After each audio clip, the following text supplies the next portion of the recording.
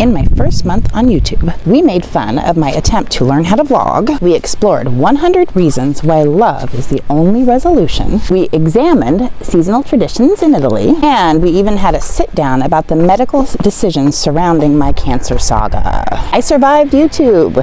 In reflection, I decided to do an interview with myself. I trust that this glimpse into my creative process will encourage your own internal dialogue. Okay, so here we are at the beginning. So how do you feel about surviving your first month on YouTube? I feel relieved. I feel very excited that I actually just press record. I'm still a little nervous. I am not great in front of the camera, and there's a lot of things I'm discovering, but I'm super excited.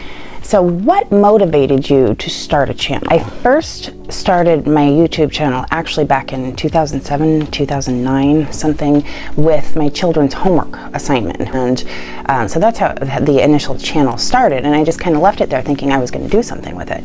And over the years, I was like, okay, maybe it's time, maybe it's time, maybe it's time, maybe it's time, maybe it's time. And then for real in 2016, I thought, okay, we're gonna set out, we're gonna do this big mission. That's a whole long story for a whole nother video. But life basically changed complete courses and brought us here to Italy.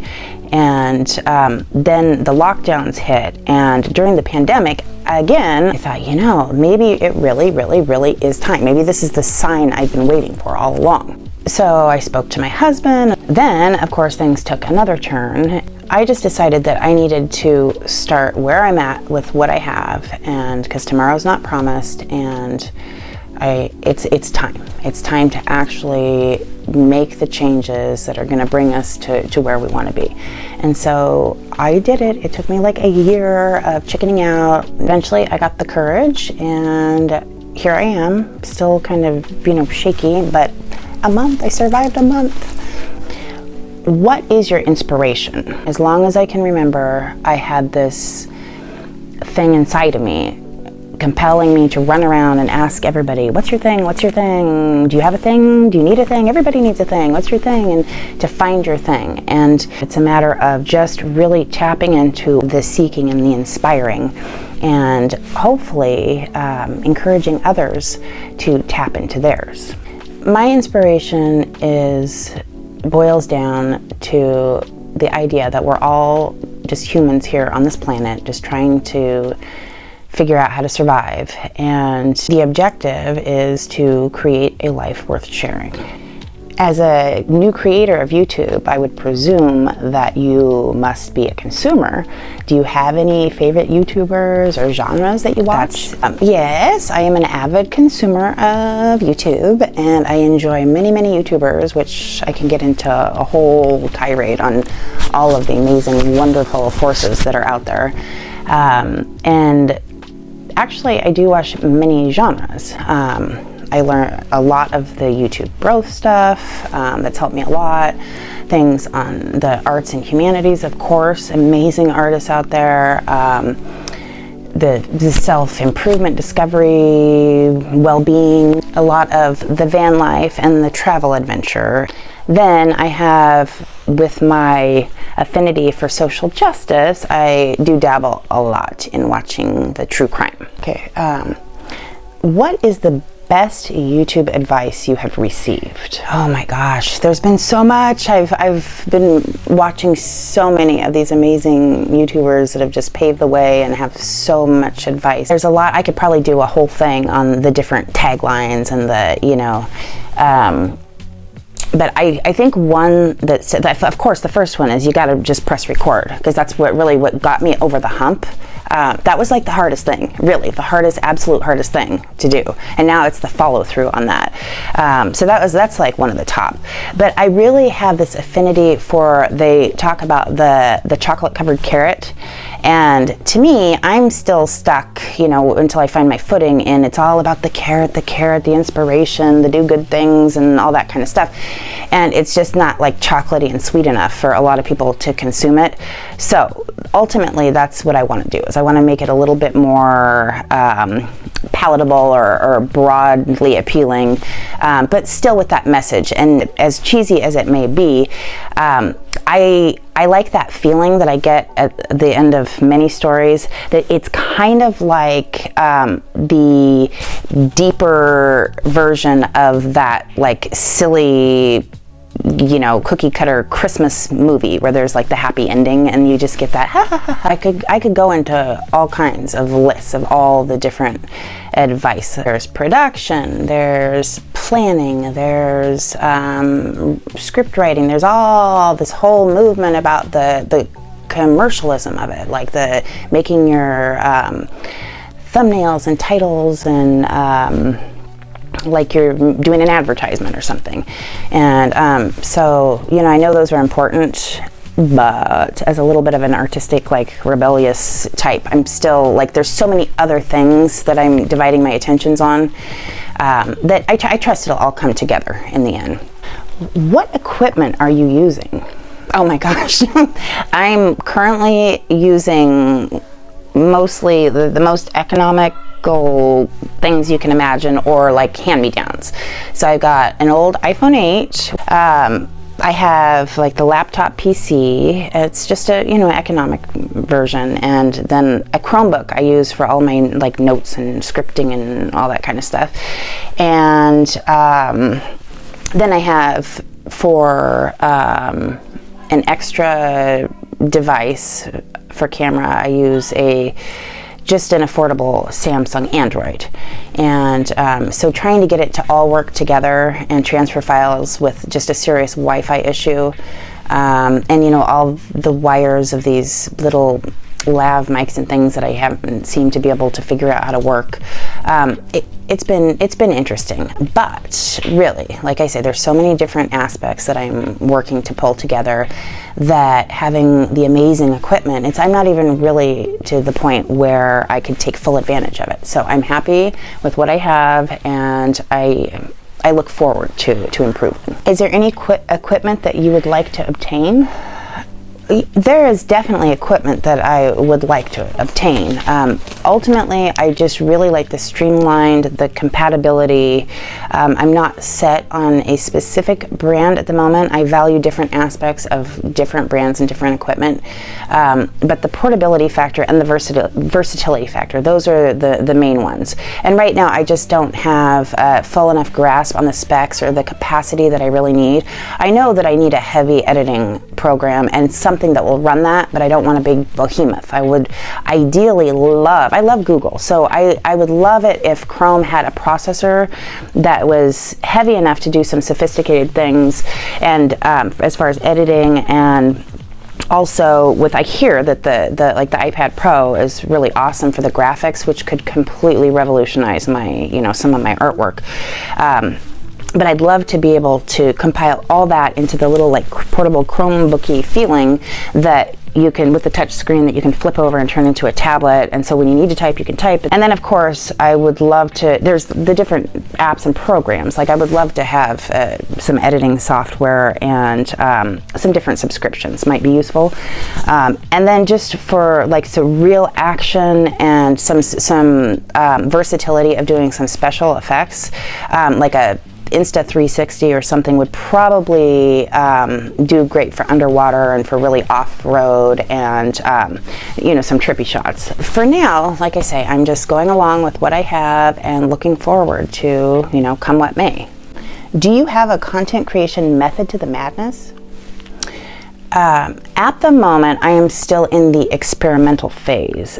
I do have some visions of what if I had just the different layering software that I could just do a timeline and template and just dump everything in and then move it all around rather than having to this procedure that I'm currently working on. So I'm just basically I imagine layers of stories. I know that video is like a linear format, but I kind of visualize it as a collage And if you take like the abstract art aspect of it, and you have, even just an image tells a story of a million words. So if I have layers of storylines, where if I'm talking about like the trip to the store, but that's kind of like where I think I can go with the carrot and the chocolate situation. It's like, oh, I'm going to the store and I'm, whatever. But underneath, it's like some of the pontification might apply to some of the layers of artwork, doing like the time lapse in the background. There's many layers, and I'm thinking about, I want to tie in some like segments on some semantics. How am I actually at the moment doing this, or trying to pull all this off? I'm making endless notes upon notes about the other notes, and juggling between the devices in order to just work with what I have and see kind of what manifests, to where if I just, okay, I'm going to do this and I need this crew member to do that with this equipment and and it's all, but it's actually, there's a little bit more of that magic creativity of something, the X factor that goes in to it, when it's kind of like, well, this doesn't work, so we have to do this, and that doesn't work, so we have to do that, and then it's this, I don't know, it's like a Frankenstein something, that it's really awesome. But anyway, so there is a method to the madness. There's storylines within larger trajectory arcs, and working with where I'm at, exactly where I want to be, and how it's not just all about me, and it's not about my family, it's not about my particular environment. It's kind of like symbolic, a microcosm of the world at large. How do you balance YouTube and family life? At the moment, the balance of YouTube and family is not ideal. Initially, we started out like a team spirit. I had the vision of just the absolute lifestyle. But since all of these different, life changes, medical changes, the world changes occurred, things just kind of got into a different rhythm that we weren't anticipating. It's challenging. It's very challenging. There's a lot of uncertainty up in the air. I'm not really, we weren't anticipating just being so stationary, I'll put it. So that's difficult. When I had the visions of we're going on these adventures, and that's a real easy game as far as recording B-roll and stuff. So, and the fun, happy family, it's just like that, to me, is such an integral part of my vision and of my inspiration, that I feel good about promoting, that, I struggle at the moment, that it's just, we're not exactly where I would like us to be as far as that continuity, but basically it gives me more motivation. The limitations and the obstacles that we have at present give me the motivation to put all the more effort into actually accomplishing the mission of working to create the life worth sharing, and actually inspiring others to do the same. And if everything were all perfect and balanced out, and I had time for everything, and the kids weren't, whatever, challenging my patience when I'm trying to record, and it wouldn't be, I think, as authentic or as relatable. I mean, because everybody has problems. Everybody, has different family issues. And so for me to be realistic about the reality of the human condition and family life, and be willing to address that in an effort to walk the walk, about trying to, have the vision and the horizon and move toward it, I believe that's a balance in and of itself. In your first month, what have been your greatest accomplishments? Like I said before, as far as the accomplishments, just the actually pressing record, the sticking to my my will, and the following through on my determination, that is really hard, because some days, I've had health problems, and some days are very, very difficult. And with all of the challenges, just with the health in the world and the cultural issues and everything, sometimes, like, the children are just not excited about their studies sometimes, and that creates a real resistance it's difficult to overcome. So I feel very good about just 3 steps forward, 2 steps back, but in the end it's like 1 step closer. I think beyond that, just trying to figure out how to translate the vision into practicality has been the storage and Wi-Fi situation. I record, and then it fills up the phone, and then in order to make sure I have the storage backed up, transferring it with the devices that are, not great processing, or like between the different operating systems, or the Wi-Fi that is just an absolute, I'm not quite sure what in the world is going on, but it has been, that's been the extreme thing, because it's like there's not enough hours in the day, and the time that I put into the efforts that I make, I feel that it just isn't reflected in what I'm actually producing, because I'm not lazy, I'm not slow. It's just that things take a 5-minute thing takes like 5 hours, and it's like I'm just the whole time it's just making me I just want to do more. It's not like, I want to expedite, I want to grow faster. No, I'm talking about just like efficiency and the simple, like streamlining things. And so that has been a major obstacle. Do you have any concerns or fears? I think that some of my greatest concerns are really just forward thinking, long-term thinking. Right now, it's just putting one foot in front of the other. And but down the road, I am not the expert at the moment on, cybersecurity or psychos of the world, even though I've watched enough true crime. But, I understand that when you try, the undermining forces basically is that I'm not afraid, but it's something I'm vigilant of. Because when you start, the more you believe and the more you take action in indication that you will succeed in that belief, the more that people tend to get weird or jealous or try to exploit, or they if they disagree with you, they're willing to be harmful or toxic or violent or aggressive, or even there's sometimes people are bored. They just really, their mission in life, unfortunately, that spark inside of them that I'm like trying to ignite in people is just not, the catalyst has not fully like ignited, and they really just have this like idle hands thing, and they're just going around looking for the flaws in others to, cover up their own insecurities, or I'm not sure what it is, if it's boredom, if it's, evil or what, but there are people that just, try to, and when you put yourself out there, that is a concern.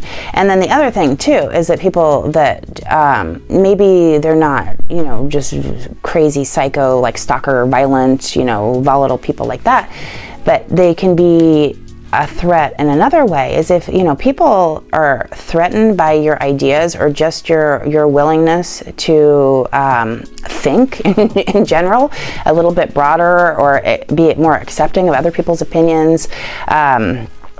They often are willing to exploit if they can't get you like as a commodity, then they will exploit their resources and power to discredit you, or to somehow infringe on your liberties, to agree to disagree.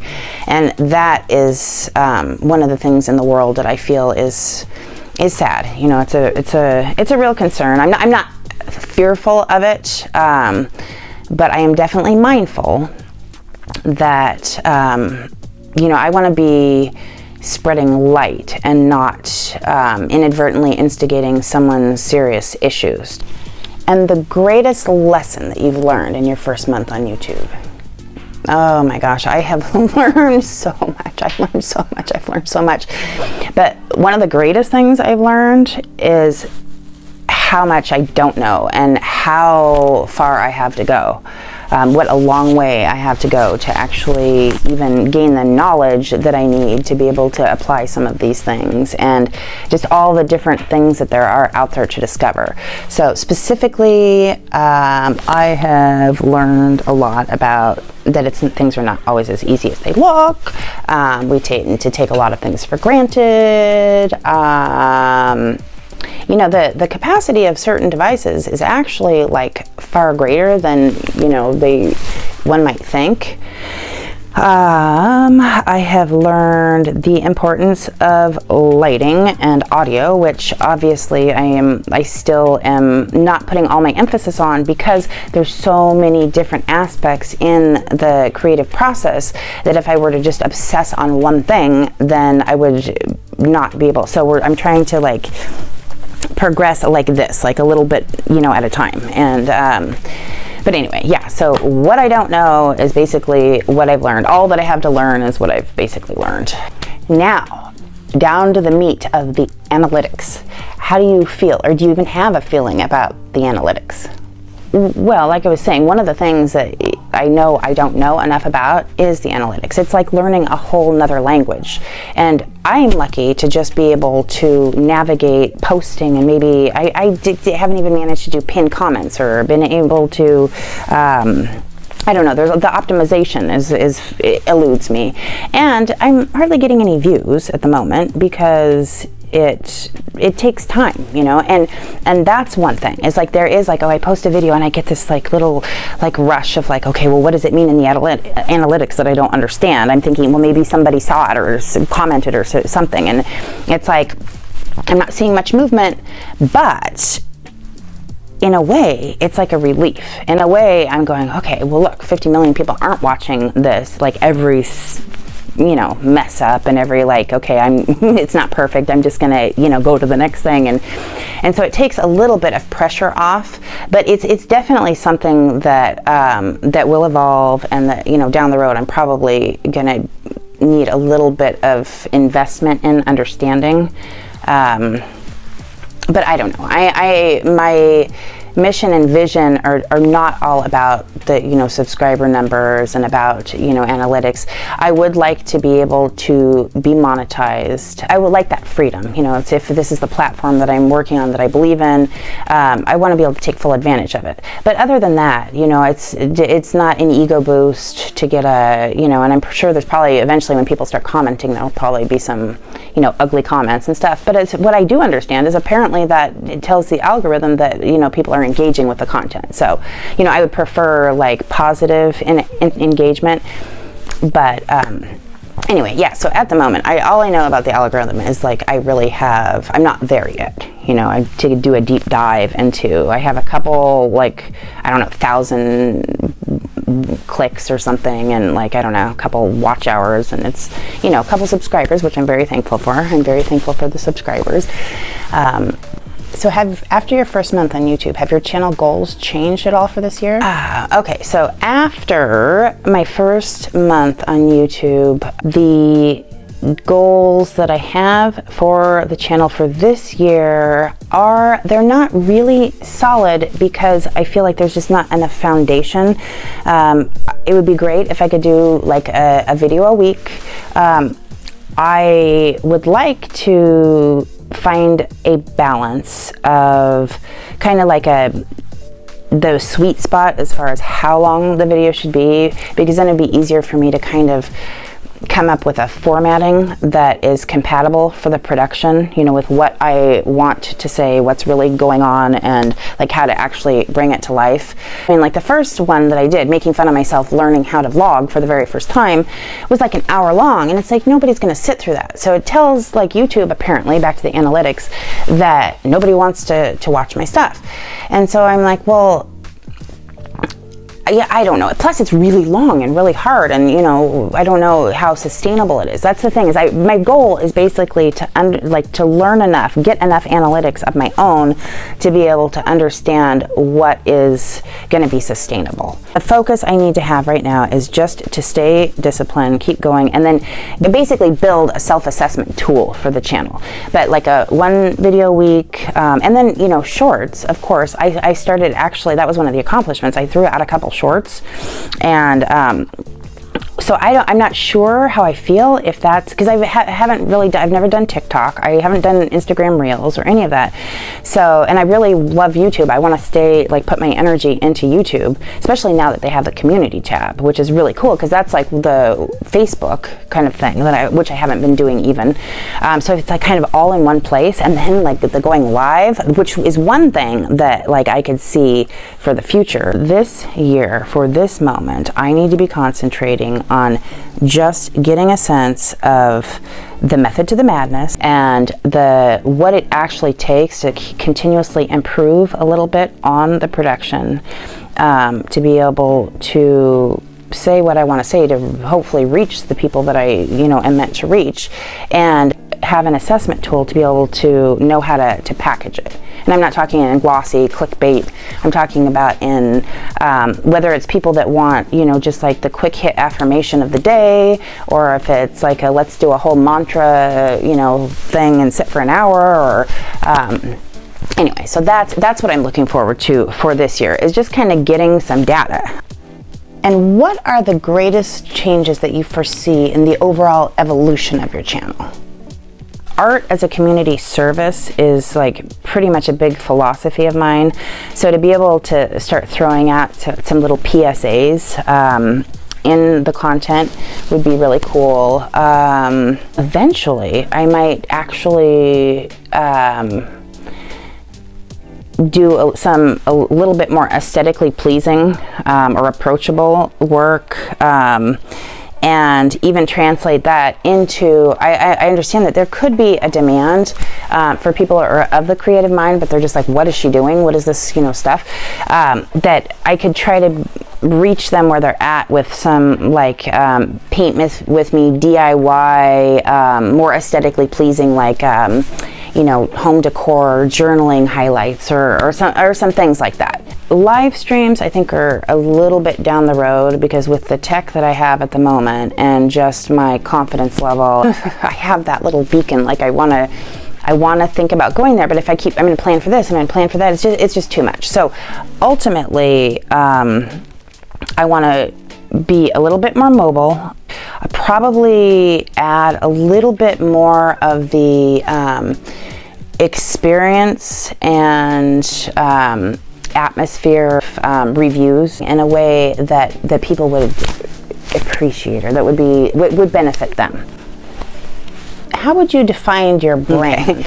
Okay, branding has been like an existential crisis for me, because for many years, as a young artist and creative person, I just had a little bit of like a rebellious resistance to being branded, or to selling out, or to conformity. Brand or be branded is how I look at it. A brand is kind of like what you stand for, like what's your character. And for me, I would like for Art Go Show to be seen as dynamic, versatile, reliable. These are things that are really important, because they go back into the timeless traditions of art as a form of human evolution and what's going to take us into the future. It really just boils down to trying to be good for goodness sake, and welcoming adventure, welcoming adventures in creative coping, all the taglines. I could make a list. I should probably work on a list of taglines, but one of the original branding that I've always kind of carried with me is the live to create and create to live. And I do believe that really translates into the Art Go Show. And how did you decide on the name Art Go Show? Truthfully, the name Art Go Show it's actually Art Go Show. Go Show, forward thinking into like a world of like the reality TV, now YouTube world, taking on the segue incantation of like the Truman Show, where everybody's live streaming all the time, into the next era of who knows where it's going to be holograms, or I don't know. But anyway, I see like Go Show as one of the funny things is in travel, because that's one of my like affinities, is okay, he's, are you here? Nope, he's a no-show. It's like, okay, we got a go show. It's basically being present and prepared to like jump on the flight. So that I think is cool. And when it comes to art and just being present in your own reality, and when it comes to life, it's you want to be a go show. You're present and prepared to take flight. Originally, had always just incorporated art into my name, but my name was like that I've used forever and ever and ever. I didn't get the domain, and so I figured let another artist have it, because I think I'm just going to be I'm going to open myself instead of just doing my name as the brand. Right now, it seems like I'm super ego focused, but I'm working with what I have to get to the place where I can expand. I'm in a position to actually do something more. So, by doing Art Go Show, it could be Caravan, the mobile art festivals, it could be the virtual, it could be the different communities surrounding the arts and humanities. There's a lot to do with it. So, it was really hard for me to just let go of the idea of just using my name and art, which I always had. Art Go Show just offers a lot more flexibility going forward. Are there any content creators that you would like to meet or collaborate with? Like I said, there are various people that I would love to meet, and I am not in a position to collaborate with anyone. If anyone wants to do a collaboration on, teaching old dog vlog, new vlog, whatever, something, that would be really cool. I would love to just get together and be casual and like learn what I can. So it could be interesting, but I still feel like I've got my foot in my mouth, and I just know how far I have to go. But I think I'm going to probably do a whole thing on like people that I really love their work, and I don't know if they're not crazy enough to tolerate me because they're a little bit more closer to the vision or the target, or like healthier. I don't know what, younger, of course. Actually not. That's not true, because a lot of people I really admire are even older. So that's not the factor, but. So there'll be more on that. I don't really want to say names, but I'll have to think about it. And are there any brands that stand out to you that you would like the opportunity to work with? Okay, so branding, again, that's a tricky one. As I said before, I do believe in art as a community service. I ultimately envision a community of supporters who genuinely believe in promoting the therapeutic benefit of arts, and the social benefits of the personal creative process. And my longer term plans include the different merch, maybe even some publications. We're talking a little bit down the road here. And I know that, before you know it, the future is here. So I am thinking about it, but right now it just seems like premature. I will say, however, that once I do establish community trust, I really, really would be thrilled to promote some certain things that I do believe would be a benefit to others. Some of the obvious things would be like art supplies, or like versatility and lifestyle gear, accessories, different well-being products and services. Anything that's compatible with the message that I'm doing and that I believe would help my community, I'm completely open to. It's really just a matter of getting to the point where I feel comfortable in my capacity to be able to deliver to the audience as well as the partner company. Is there anything that you wish that your audience knew about you? I feel at this point like I'm pretty much putting it all out there. I'm trying to be as real as I can while promoting the better aspects. You know, we all have our moments. You know, nobody's perfect.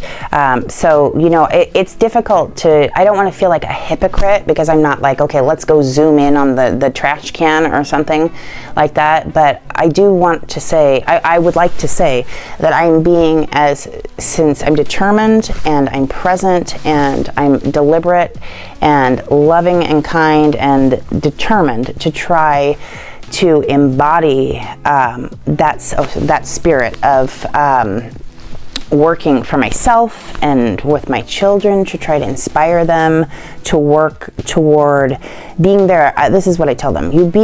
My job is not to boss you around. My job is to nurture you into being your own good little boss. So then you don't have to be bossed around or feel like overcompensating by bossing others around, which is the more, you know, the advanced aspect. But really, be good for goodness sake, and you be your own good little boss, and you do know what you know is right, and then you don't have to get bossed around in this world. And I truly, truly believe that if we all work together with that principle in mind, then we can make the world a harmonious place for everybody. There's not too many people. It's just how we choose to live on the planet. That's what I would tell the audience. But I hope that people trust and believe that I am sincere and that I'm doing everything. I'm making every effort, with the children screaming in the background, to try to progress to where I'm a little bit more articulate and a little bit more, the passion inside is better represented in the production quality. So that's what we're working toward, and you know, I believe that we'll get there. So thanks to everyone's support. That's really like a big thing, because it's not supporting me. I am nothing. I'm just a microcosm here, but it's the spirit around us, because I really want to do good things. I want to do good things, and I feel like I have to get in a better position to be able to help others. So anyway, thank you very, very much. Thank you very much. And here's to 1 month. Let's see how many more we can survive. If I can do it, you can do it. We can do it. If I can do it, you can do it. We can do it.